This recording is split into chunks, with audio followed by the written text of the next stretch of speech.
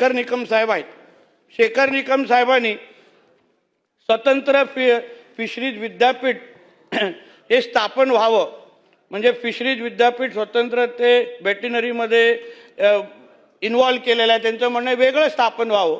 अध्यक्ष महोदय, ह्यावर मी स्वतः जसं आम्ही मंत्रालयामध्ये काम करायला सुरू केलं अध्यक्ष महोदय, आमच्या देवगड गिरी सिंधुदुर्गमध्ये आपण एक स्वतंत्र फिशरीज विद्यापीठ जाधवसाहेब आपण तिथे उभं करतोय आणि ते आपल्या दापोली इन्स्टिट्यूट बरोबर कनेक्ट करतोय. जे आपली सगळ्यांची तक्रार आहे की जिथे म्हणजे मासेमारीचा काही संबंध नाही, तिथे नागपूरमध्ये सगळ्या गोष्टी होतात, तिथे गोड्या पाण्याची मासेमारी आहे.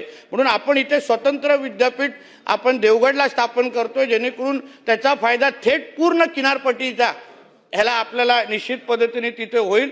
म्हणून जे आमच्या शेखर निकम साहेबांनी उल्लेख केलेला आहे त्याच्याही बाबतीमध्ये आपण तोडगा ह्या निमित्ताने काढतोय. वेंगुर्ला सिंधुदुर्गामध्ये जवळपास 60 कोटी निधी खर्च करून आपण मत्स्य बीज केंद्र आपण वेंगुर्ला सिंधुदुर्गामध्ये आपण येणाऱ्या काळामध्ये सुरू करतोय.